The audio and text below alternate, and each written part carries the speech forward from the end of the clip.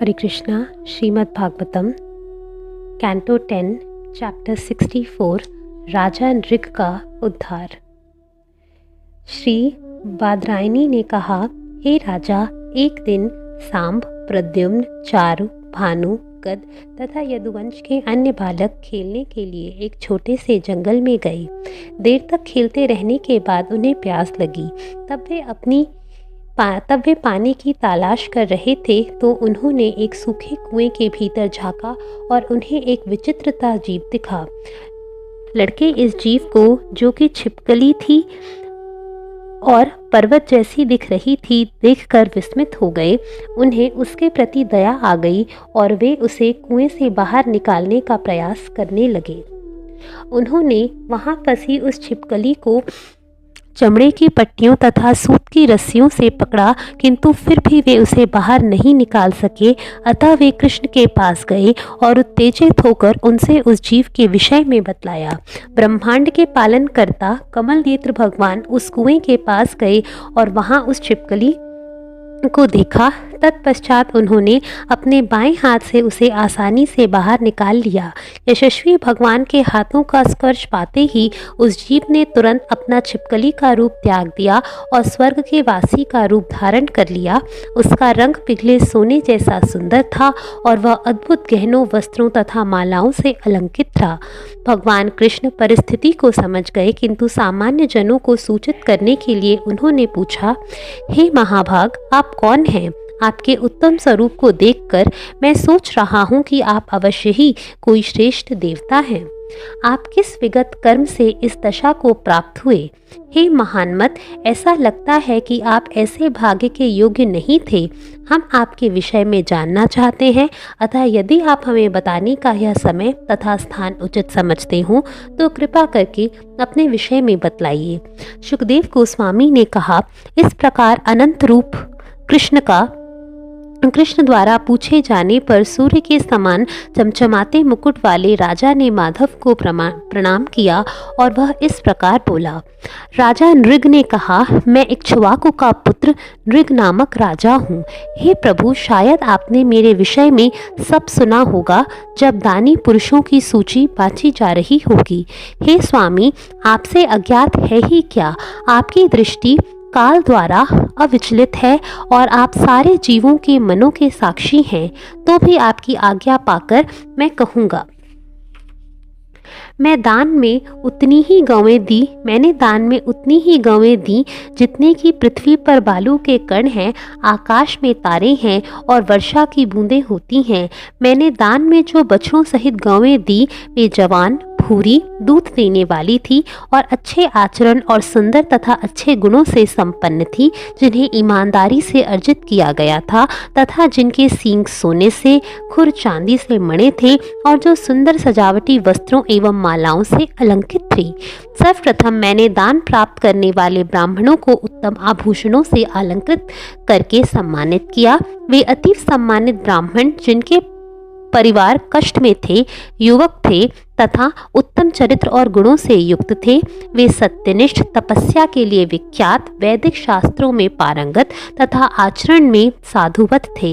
मैंने उन्हें गवें, भूमि, सोना, मकान, घोड़े, हाथी तथा दासी समेत विवाह के योग्य कुमारियां, तिल, चांदी, सुंदर शैया, वस्त्र, रत्न, गृह सज्जा सामग्री तथा रथ दान में दिए।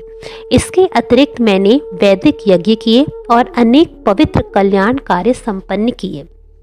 एक बार किसी उत्तम ब्राह्मण की गाय भटक गई और मेरे झुंड में आ मिली। इससे अनजाने होने के कारण मैंने वह गाय किसी दूसरे ब्राह्मण को दान में दे दी। जब गाय के पहले मालिक ने उसे ले जाते हुए देखा तो उसने कहा, यह मेरी है।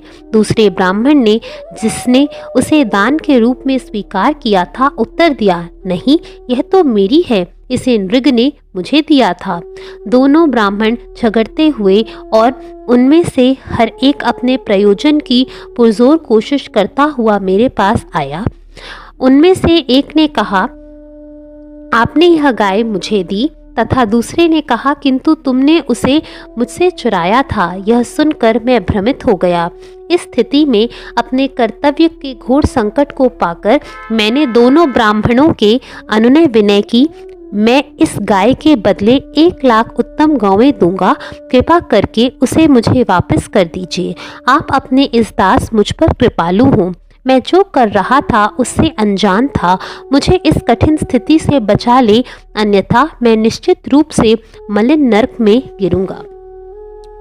गाय के इस मालिक ने कहा, हे राजन, मैं इस गाय के बदले में कुछ भी नहीं चाहता, और वह चला गया। दूसरे ब्राह्मण ने घोषित किया, मैं 10,000 अधिक गौवें भी नहीं चाहता, और वह भी चला गया। हे देवों के देव, हे ब्रह्मांड के स्वामी, इस तरह उत्पन्न परिस्थिति से लाभ उठाकर यमराज के दूत बाद में मुझे यमराज के धाम ले गए। वहां स्वयं यमराज ने मुझसे पूछा। यमराज ने कहा, हे राजा, सर्वप्रथम आप अपने पापों के फलों का अनुभव करना चाहते हैं या अपने पुण्य का? निसंदेह मुझे ना तो आपके द्वारा संपन्न कर्तव्यपूर्ण दान का अंत दिखता है, ना ही उस दान के परिणाम स्वरूप तेजपूर्ण स्वर्गलोक में आपके भोगों का। मैंने कहा, हे प्रभु, पहले मुझे अपने पापों का फल भोगने दे। और यमराज बोले, तो नीचे गिरो। मैं तुरंत नीचे गिरा, और हे स्वामी, गिरते समय मैंने देखा कि मैं छिपकली बन गया हूँ। हे केशव, मैं आपके दास रूप में ब्राह्मणों का भक्त था और उनके प्रति उदार था, और मैं सदैव आपके दर्शन के लिए ललायित रहता था। इसलिए आज तक मैं अपने विगत जीवन को नहीं भूल पाया। हे विभु, मैं आपको अपने समक्ष कैसे देख पा रहा हूँ? आप तो परमात्मा हैं, जिस पर बड़े से बड़े योगेश्वर केवल वेद रूपी दिव्य आँख के द्वारा अपने शुद्ध हृदयों के भीतर ध्यान लगा सकते हैं। तो हे दिव्य प्रभु, आप किस तरह मुझे प्रत्यक्ष दिख रहे हैं, क्योंकि मेरी बुद्धि भौतिक जीवन की कठिन कष्टों से अंधी हो चुकी है, जिनसे इस जगत के भवबंधनों को समाप्त कर दिया है, वही आपको देख सकता है। हे देवदेव, जगन्नाथ, गोविंद, पुरुषोत्तम, नारायण, ऋषिकेश, पुण्यश्लोक, अच्युत, अव्यय, हे कृष्ण, कृपा करके मुझे अब देवलोक के लिए प्रस्थान करने की अनुमति दे। हे प्रभु, मैं जहाँ भी रहूँ, मेरा मन सदैव आपके चरण कमलों की शरण ग्रहण करे। हे वसुदेव पुत्र कृष्ण, मैं आपको बारंबार नमस्कार करता हूँ। आप समस्त जीवों के उद्गम हैं, परम सत्य है, अनंत शक्तियों के स्वामी हैं, और समस्त आध्यात्मिक प्रवर्गों के स्वामी हैं। इस तरह कहकर महाराज नृग ने भगवान कृष्ण की परिक्रमा की और उनके चरणों पर अपना मुकुट छुआया। तब विदाई की अनुमति पाकर वहां पर उपस्थित लोगों के देखते देखते नाजा नृग एक अद्भुत स्वर्गिक विमान पर चढ़ गया। तब देव की पुत्र पूर्ण पुरुषोत्तम भगवान कृष्ण, जो ब्राह्मणों के प्रति विशेष रूप से अनुरक्त हैं और जो साक्षात धर्म के सार है, अपने निजी संगियों से बोले और इस प्रकार राजसी वर्ग को शिक्षा दी। भगवान कृष्ण ने कहा, एक ब्राह्मण की संपत्ति कितनी अपाच्य होती है, भले ही उसका रंच भर हो और अग्नि से भी अधिक तेजस्वी द्वारा उपभोग क्यों ना दिया जाए, तो फिर उन राजाओं के विषय में क्या कहा जाए जो अपने को स्वामी मानकर उसका भोग करना चाहते हैं। मैं हलाहल को असली विष नहीं मानता, क्योंकि इसका भी निराकरण हो जाता है, किंतु ब्राह्मण की संपत्ति चुराए जाने को असली विष कहा जा सकता है, क्योंकि इस संसार में इसका कोई उपचार नहीं है। विष केवल उसी को मारता है जो उसे निगलता है, और सामान्य अग्नि को पानी से बुझाया जा सकता है, किंतु ब्राह्मण की संपत्ति रूपी अरणि से उत्पन्न अग्नि चोर के समस्त परिवार को समूल नष्ट कर देती है। यदि कोई व्यक्ति बिना उचित अनुमति के ब्राह्मण की संपत्ति का भोग करता है, तो वह संपत्ति उस व्यक्ति की 3 पीढ़ियों तक को नष्ट कर देती है, किंतु यदि वह इसे बलपूर्वक या राजकीय अथवा किसी बाहरी सहायता से छीन लेता है, तो उसके पूर्वजों की 10 पीढ़ियां तथा उसके उत्तराधिकारियों की 10 पीढ़ियां विनष्ट हो जाती हैं। राजसी ऐश्वर्य से मदांध राजा अपना पतन पहले से देख पाने में असमर्थ रहते हैं। वे ब्राह्मण की संपत्ति के लिए मूर्खता पूर्वक ललायित रहकर वास्तव में नरक जाने के लिए ललायित रहते हैं। जिनके ऊपर आश्रित परिवार हो तथा जिनकी संपत्ति हड़प ली गई हो, ऐसे उदार चेता ब्राह्मणों के आंसुओं से धूल के जितने कणों का स्पर्श होता है, उतने वर्षों तक वे अनियंत्रित राजा जो ब्राह्मण की संपत्ति को हड़प लेते हैं, अपने राज परिवारों के साथ कुंभीपीक नामक नरक में भूने जाते हैं।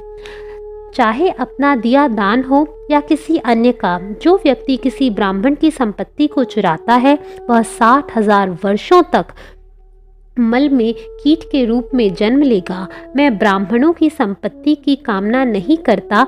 जो इसका लोभ करते हैं उनकी आयु क्षीण होती है और वे पराजित होते हैं। वे अपने राज्य खो देते हैं और दूसरों को कष्ट पहुंचाने वाले सर्प बनते हैं।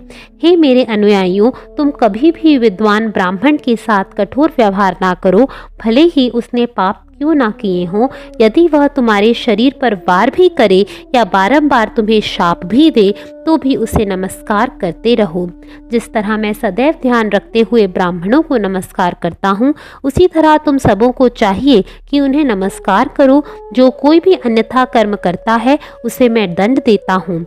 जब किसी ब्राह्मण की संपत्ति अनजाने में भी चुराई जाती है, तो उस व्यक्ति को निश्चित रूप से पतित होना पड़ता है, जिस तरह ब्राह्मण की गाय से नृग को पतित होना पड़ा।